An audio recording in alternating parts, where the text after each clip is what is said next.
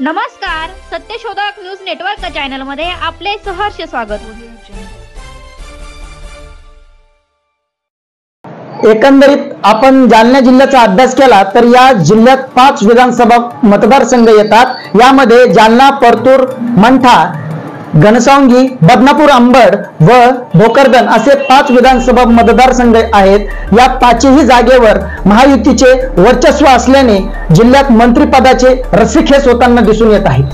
परंतु मंठा, बदनापूर संघातील निवडून आलेले बबनराव लोणीकर हे 5व्यांदा निवडून आलेले असून यांनी यापूर्वी पाणी पुरवठा मंत्रिपद भोगलेले आहे। तर जालन्याचे अर्जुन खोतकर यांनी देखील मंत्रिपद भोगलेले असल्याने हे दोघे उमेदवार मंत्रिपदाचा दावा करताना दिसून येतात।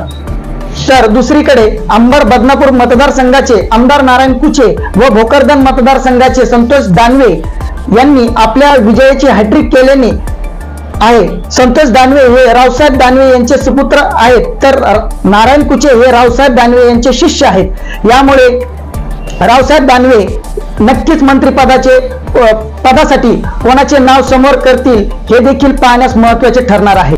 तर दुसरीकडे घनसावंगी मतदारसंघाचा आपण विचार केला तर माजी मंत्री राजेश टोपे यांचा हिकमतदादा उडान यांनी पराभव केला असल्यामुळे व राजेश टोपे या मोठ्या नेत्यांचा हिकमतदादा उडान यांनी पराभव केल्यामुळे त्यांचे नाव देखील मंत्रिपदासाठी पुढे येत आहे।